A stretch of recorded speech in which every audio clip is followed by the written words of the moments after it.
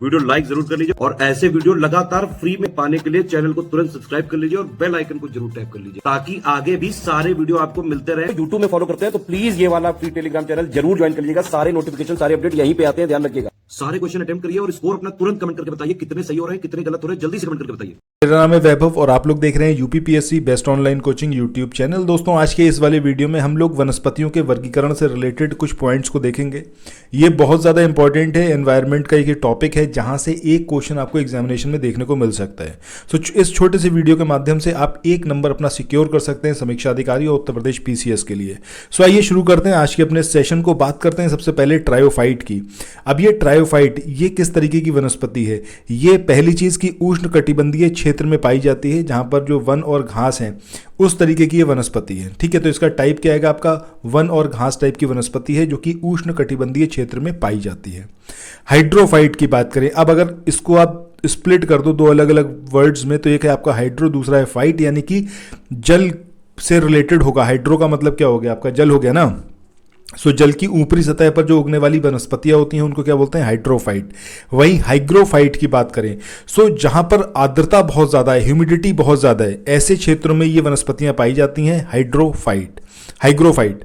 इसके बाद ज़ेरोफाइट की बात करें तो ये आपका उष्ण कटिबंधीय मरुस्थल क्षेत्र जो होते हैं वहां पर पाई जाने वाली वनस्पति है।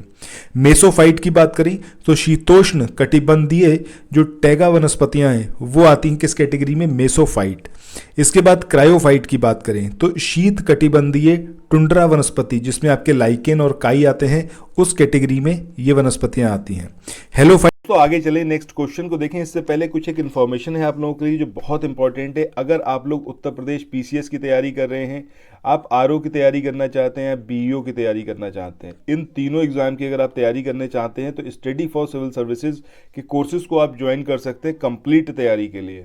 ये वन स्टॉप डेस्टिनेशन है, यहाँ पर आपको सब कुछ मिलेगा जिसमें स्टडी मटेरियल रहेगा, टेस्ट सीरीज रहेंगी, पेड क्विज रहेंगी, सब कुछ आपको एक ही जगह पर मिलेगा और ये सब कुछ सफिशिएंट होगा आपके एग्जाम को क्रैक करने के लिए, एग्जाम को निकालने के लिए। लेटेस्ट ग्रुप स्टार्ट हो चुके हैं और उन ग्रुप में आपको एडमिशन लेने के लिए सिंपली जो ये नंबर मैं आपकी स्क्रीन पर लिख रहा हूँ इन नंबर्स पर आप कॉल कर सकते हैं। 8564-880530 इस नंबर पर आप संपर्क कर सकते हैं। इसके अलावा 9696066089 इस नंबर पर कांटेक्ट कर सकते हैं या फिर आप 7523864455 इन तीनों में से किसी भी नंबर पर कॉल करके आप हमसे संपर्क कर सकते हैं और ये लेटेस्ट ग्रुप जो है इसमें आप एडमिशन ले सकते हैं।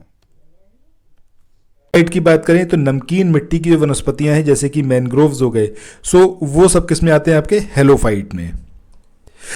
इसके बाद अगला जो यहाँ पर है वो है आपका लिथोफाइट। अब लिथोफाइट ये क्या है? आपका कठोर चट्टानों पर जो वनस्पतियां उगती हैं वो किस कैटेगरी में आती हैं? आपकी लिथोफाइट में। पायरोफाइट की बात करें तो अग्नि प्रतिरोध वनस्पतियां यानी कि जो आग से मुकाबला कर सकती हैं वैसी वनस्पतियां किस में आती हैं? पायरोफाइट में। इसके बाद अगला जो हमारा यहाँ पर पूरा लिस्ट है इसमें हम लोग बात करेंगे यहाँ पर प्रमुख स्थलीय बायोम की जो विशेषताएं हैं। सबसे पहला यहाँ पर हम बात करेंगे इसकी टुंड्रा बायोम की। अब यहाँ पर जो वनस्पतियाँ होती हैं उनकी क्या विशेषताएं हैं? पहली चीज़ कि यहाँ पर वृक्ष नहीं होंगे, वृक्ष विहीन पूरा बायोम रहेगा।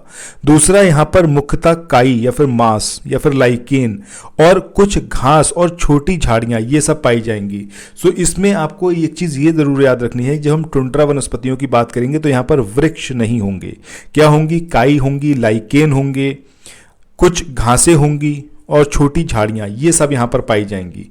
भौगोलिक विशेषता की बात करें तो वर्ष में 2 ऋतु, इसके अलावा हिमाच्छादित मरुस्थल है यानी कि जो स्नो कवर्ड डेजर्ट्स हैं, इसके अलावा शीत ऋतु अत्यधिक शीतल और जो हिमयुक्त होगी। इसके अलावा ग्रीष्म ऋतु की बात करें तो बर्फ पिघलने से यहाँ पर बाढ़ की स्थिति बन सकती है।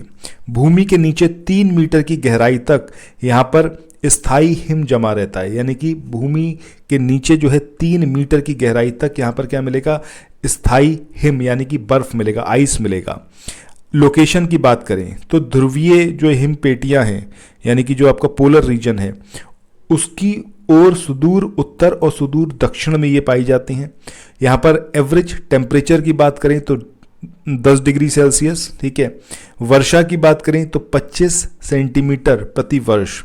मतलब -10 डिग्री सेल्सियस जो एवरेज टेम्परेचर रहता है। और हिमपात की बात करें तो ये आपका 10 से 20 सेंटीमीटर पर ईयर ये यहाँ पर हिमपात रहता है। इसके बाद टैगा या फिर बोरियल जो बायोम है इसकी बात करें तो यहाँ पर वृक्ष पाए जाते हैं, बट वो मात्र 5 से 10 मीटर ऊंचे होते हैं। बोरियल वन यहाँ पर पाए जाते हैं। शंकुआकार वृक्ष, पाइन, स्प्रूस, दलदली पौधे, फर्न और मास, ये सब यहाँ पर पाया जाता है। किसमें? टैगा या फिर बोरियल टाइप में। अब यहाँ के अगर हम भौगोलिक विशेषताओं की बात करें तो यहाँ पर लंबी शीत ऋतु होती है, 2 से 3 महीने की ग्रीष्म ऋतु, आर्द्र महीनों में भारी बारिश और हिमपात यहाँ पर होता है। शंकुआकार वन यहाँ पर पाए जाते हैं। लोकेशन की बात करें तो सुदूर उत्तरी और सुदूर दक्षिणी अक्षांश यानी कि जो आपका पोलर रीजन है जहाँ पर ये आपकी टुड्रा वनस्पतियाँ पाई जाती हैं, उसके बाद जो पाई जाती है उस रीजन में तो वो आती हैं आपकी टैगा या फिर बोरियल। इसके बाद अगला है आपका शीतोष्ण पर्ण। ये जो वनस्पतियाँ होती हैं इनका जटिल स्तर होता है। पर्णपाती वृक्ष जो हैं वो अपनी पत्तियां यहाँ पर गिरा देते हैं। 4 ऋतुएं यहाँ पर रहती हैं। वर्षा की अगर हम मात्रा की बात करें तो 80 से लेके और 140 सेंटीमीटर प्रति वर्ष ये यहाँ पर बारिश होती है।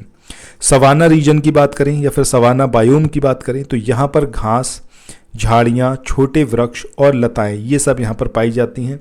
शुष्क वर्षा 90 से 150 सेंटीमीटर प्रति वर्ष। अवस्थिति की बात करें तो उष्ण कटिबंधीय से उपोष्ण कटिबंध तक और 3 तरीके की यहाँ पर ऋतुएं पाई जाती हैं। इसके बाद आगे बात करते हैं शीतोष्ण घास भूमि की। यहाँ पर घासें पाई जाती हैं। शीतोष्ण और जो उप आर्कटिक घास भूमि है, सुदूर उत्तर में प्रेरी और स्ट्रेपी और सुदूर दक्षिण में अगर हम बात करें तो पंपास और जो पंपास की घास भूमियाँ हैं वो सब किस कैटेगरी में आती हैं? आपकी शीतोष्ण घास भूमि की। और यहाँ पर जो बारिश होती है वो 25 से लेके 70 सेंटीमीटर प्रति वर्ष होती है। मरुस्थल की बात करें तो नागफनी, छोटी कटीली झाड़ियाँ यहाँ पर पाई जाती हैं। और यहाँ पर जो है अत्यंत शुष्क यानी कि वर्षा जो होती है वो 25 सेंटीमीटर प्रति वर्ष से भी कम होती है। मुख्यतः यहाँ पर आपका जो क्षेत्र होता है वो कैसा होता है? इसके अंदर कुछ शीतोष्ण कटिबंध भी इसके अंदर इंक्लूडेड होते हैं और अयनवर्ती क्षेत्र इसके अंदर पाया जाता है। इसके बाद उष्ण कटिबंधीय वर्षा वनों की बात करें, यहाँ पर बड़े वृक्ष, चौड़ी पत्ती वाले सदा रहित वृक्ष, इसके अलावा धरातल पर सूर्य का प्रकाश यहाँ पर नहीं पहुँचता, इसलिए धरातली वनस्पति जो होती है वो यहाँ पर कम पाई जाती है। लेकिन लताएं जो होती हैं वो पर्याप्त मात्रा में पाई जाती हैं और वृक्ष जो होते हैं वो 30 से 40 मीटर की ऊंचाई तक होते हैं, मतलब इतनी हाइटेड होते हैं। अब यहाँ पर भौगोलिक परिस्थितियों की बात करें तो अत्यंत आर्द्र, भारी वर्षा, मृदा में पोषक तत्वों की कमी, तापमान वर्ष भर लगभग स्थिर रहता है। अवस्थिति की बात करें तो भूमध्य रेखीय, कर्क और मकर रेखाओं के बीच में ये पाई जाते हैं। सो इसी के साथ अब आज के इस वाले सेशन को यहाँ पर एंड करते हैं। नेक्स्ट वीडियो में हम लोग बात करेंगे भारत में जो मैंग्रोव वनस्पति स्थल है उसके बारे में। सो चैनल को सब्सक्राइब करना, नोटिफिकेशन बेल के आइकन को प्रेस करना मत भूलिएगा। हर एक वीडियो को कंप्लीट देखिए। कोई भी सजेशन हो, फीडबैक हो तो कमेंट सेक्शन में ज़रूर बताइए। Thank you so much.